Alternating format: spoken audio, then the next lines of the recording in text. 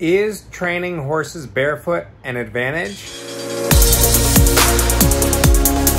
So something that I've always loved is when you can do it and the horse can handle it, training a horse barefoot.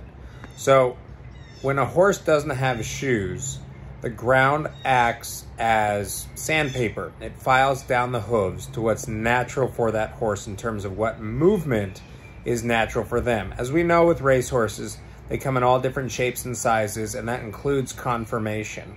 And so sometimes when it comes to shoeing, a blacksmith might shoe a horse to what he thinks is proper, but it might actually leave the heel on the inside a little bit long, or the heel on the outside a little bit long, or the toe a little bit long, to where it interferes with that horse's conformation in terms of that horse moving naturally with the conformation that it was born and developed with. So when it comes to training racehorses, what I used to love to do with the 2-year-olds is bring them in, take their shoes off, train them barefoot, and let them level their feet out themselves through the training environment. So in walking in the shed row, in training on the racetrack, all of that would help horses develop their feet.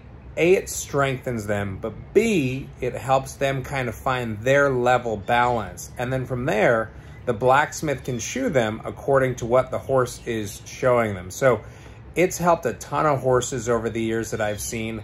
I had a filly once when I trained in New York. Her name is Margaret Ray. She's actually the dam of recent Grade 1 winner Ammo Ray, who just won a Grade 1 with Brad Cox, the Beholder Stakes. Margaret Ray came into me as a 2-year-old with a quote-unquote ankle problem. And when I picked up her feet, it was because she was actually high on the inside. And so what we used to do with Margaret Ray is we would train her barefoot. And through training her barefoot, her ankle problems went away within about a week. And from that point on, because of how she was built in front, I would leave her barefoot for training in front. Behind, she'd wear shoes, because when you have horses training barefoot, especially on these deeper dirt tracks, they do need traction behind to push off.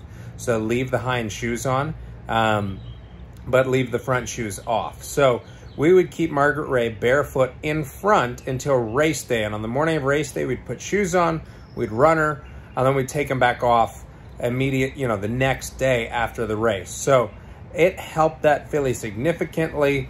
She ran second in a Grade 3 as a maiden at 50-1 to Lady Eli. She went on to run third in another stake. She was at her best when she was able to move with what was natural to her, and barefoot significantly helped her. So if your horse can handle it, and don't interfere with what your trainers are doing, okay? Your trainers know what they're doing.